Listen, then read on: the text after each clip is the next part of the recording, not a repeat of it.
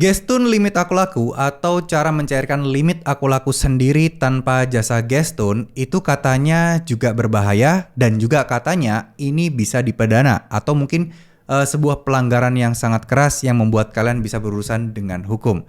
Bener nggak sih? Yuk kita akan bahas. Karena sebenarnya gini loh. Untuk masalah gestun-gestun itu kan istilah di kartu kredit sebenarnya ya. Gestun itu kepanjangan dari gesek tunai. Sedangkan aku laku, apa yang mau digesek, ya kan? Limitnya ada, cuman memang karena dia sistemnya itu fungsinya mirip dengan kartu kredit, maka ya orang menyebutnya gestun. Padahal ya idealnya ya mencairkan limit aja. Bener nggak? Karena ya itu tadilah balik lagi mirip-mirip seperti kartu kredit fungsinya yaitu pay later buat bayar sekarang bayarnya nanti, maka orang banyak membahasnya tentang gestun. Nah, gestun kartu kredit memang dilarang, sudah ada aturannya dari BI pun sudah ada aturannya.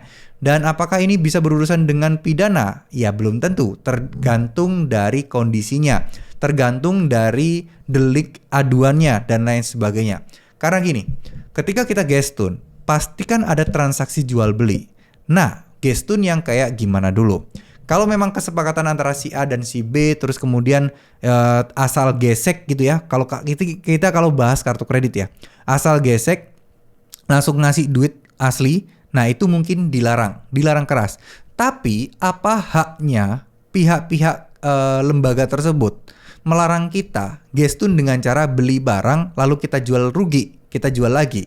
Mereka tidak punya hak apapun ya. Secara hukum ini hukum perdagangan dan jual beli. Sebagai contoh seperti ini, kita beli katakanlah produk investasi, voucher atau apapun itu, ya kita gunakan untuk beli emas gitu ya, emas. Nah, emasnya kita jual lagi. Haknya apa? Aku laku atau lembaga-lembaga atau hukum Bank Indonesia melarang kita untuk melakukan itu.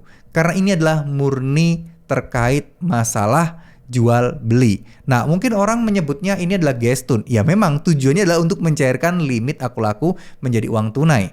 Tapi coba deh, apa bedanya teman-teman menggunakan kartu kredit untuk beli HP, lalu HP-nya nggak cocok dan kalian jual lagi, kan kalian dapat uang tunai nih. Nah, kalian bingung, masih belum yakin mau dipakai buat apa. Apakah ini yang namanya gestun? Nah, belum tentu ya. Apakah yang ini yang dinamakan gestun? Belum tentu. Orang ya, kalau memang secara harafiah diartikan bahwa limit diubah menjadi uang tunai, ya ini bisa dikatakan gestun secara harafiah. Tapi kembali lagi, kalau ini awalnya transaksinya adalah jual beli, ya ini nggak bisa dikategorikan sebagai gestun yang dimaksud yang melanggar hukum. Memang tujuannya sama, tapi langkah yang ditempuhkan berbeda. Nah, kayak semacam kayak gini loh. Saya beli barang nih, saya beli barang sebuah sepatu. Nah, saya pengen sepatu itu tapi saya itu butuh uang juga. Nah, barang udah terlanjur dibeli nih pakai limit aku laku. Nah, saya jual sepatunya ke pedagangnya nih. Bro, Pak penjual gitu ya misalnya. Saya butuh dana nih Pak. Tapi saya sudah terlanjur beli. Ya, ini namanya musibah juga nih Pak. Bisa nggak Pak saya jual lagi ke Bapak? Saya jual harga rugi deh Pak. Ya setidaknya kan Bapak nggak bakal rugi, Bapak tetap bakal dapat untung selisih harganya. Apakah itu termasuk gestun? Ya, kalau secara mengartikan mencairkan limit, iya. Tapi kalau secara hukum, prosedur dan SOP nggak bisa dikategorikan sebagai gestun. Sama halnya kayak gestun limit aku laku dengan beli pulsa. Apakah itu dimaksud dengan upaya gestun? Ya, secara resmi, secara aslinya memang iya, secara niat ya. Tapi secara prosedural nggak bisa loh. Kalian beli pulsa di aku laku, pulsanya udah masuk ke kalian, udah menjadi tagihan di aku laku. Itu adalah hak kalian, mau ngapa-ngapain pulsa tersebut adalah hak kalian. Ya, ini bukan berarti saya membenarkan gestun ya. Enggak, gestun itu penuh resiko dan juga gestun itu juga penuh yang namanya membuat kita tergoda untuk terus mendapatkan pinjaman tanpa mikirin bunga dan tanpa mikirin resikonya. Enggak, saya juga tidak mendukung gestun. Tapi setidaknya jika kalian terpaksa melakukan gestun, kalian setidaknya tidak berbahaya dan tidak melakukan tindakan yang berbahaya. Contoh yang paling dilarang di gestun adalah menggunakan jasa gestun. Ya, ada orang jasa gestun di saya aja, nanti dikasih link kalian transaksi di sana. Nah, itu mungkin ada akad di depannya di mana kalian memang akan melakukan gestun dengan orang tersebut. Nah, ini tentu akan melanggar hukum, ya. Nah, kalau misalnya kalian beli pulsa, beli voucher, top up saldo dana, nah dari saldo dana kalian cairkan ke rupiah, itu nggak bisa dinamakan pelanggaran gestun yang dimaksud di pasal-pasal tersebut. Ya, karena secara operasional, secara SOP, ya kalian melakukan transaksi jual beli. Nah, barang sudah kalian terima, bebas kalian mau apain, mau dijual lagi kek, mau dijadiin uang tunai kek, dengan cara jual rugi kek. Nah, itu kan tidak ada aturan yang mengatur hal tersebut. Gimana cara membuktikannya? Ini adalah gestun, karena secara niat itu orang tidak akan tahu niat orang itu apa, ya. Tapi kalau secara akad, tidak ada akad antara penjual dengan pembeli. Nah, itu yang jadi masalah. Jadi delik aduan untuk gestun dipidana dan lain sebagainya ini akan sulit sih kalau memang dengan cara aman seperti itu.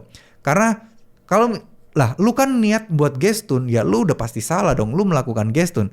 Nah, balik lagi, kalau orang yang kalian tuduh itu, lu tahu dari mana kalau gue niat gestun? Enggak kok, gue pengen beli barang ini aja. Tapi ya karena gue udah nggak butuh lagi, gue jual aja. Karena nggak laku-laku, gue jual murah deh.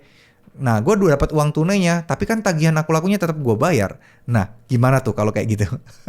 Ya, jadi itu banyak juga yang lagi bahas ya gestun. Dari dulu gestun di kartu kredit memang berbahaya. Gestun di kartu kredit memang nggak bisa. Tapi kalau transaksinya itu real, terjadi transaksional, ya itu bukan gestun guys. Itu nggak bisa masuk ke delik pasal-pasal yang melarang tentang gestun karena ada transaksional yang memang tidak ada akad di sana. Ya, kalau ada akad, oke, saya pakai jasa lo buat gestun, nah itu mungkin kena. Tapi kalau penjual tiba-tiba dapat beli orderan emas batangan, lalu emasnya nanti datang dijual lagi ke toko emas offline, apakah itu disebut gestun? Tetap tidak akan sulit sekali untuk dikenakan pasal di hal tersebut. Ya, oke, terima kasih. Semoga ini bisa menjelaskan kemarin buat beberapa orang yang nanya terkait masalah gestun ini boleh atau tidak. Ya itu adalah pandangan saya. Kalau soal dilarang udah pasti jelas dilarang. Karena kalian sudah difasilitasi pinjaman tersendiri, kenapa kalian melakukan gestun? Nah itu sih, itu poinnya. Tapi kan gestun udah pasti cair. Tapi kan gestun bunganya nggak lebih gede daripada pinjaman tunai. Nah itu udah alasan-alasan banyak berbagai macam orang untuk melakukan gestun teman-teman. Tapi ya sekali lagi, saya ingatkan gestun itu juga berbahaya dan memiliki resiko. Ya, kalian gampang dapat uangnya, tapi balikinnya belum tentu semudah yang kita bayangkan ya. Terima kasih. Wassalamualaikum warahmatullahi wabarakatuh. Mohon maaf jika ada salah-salah kata.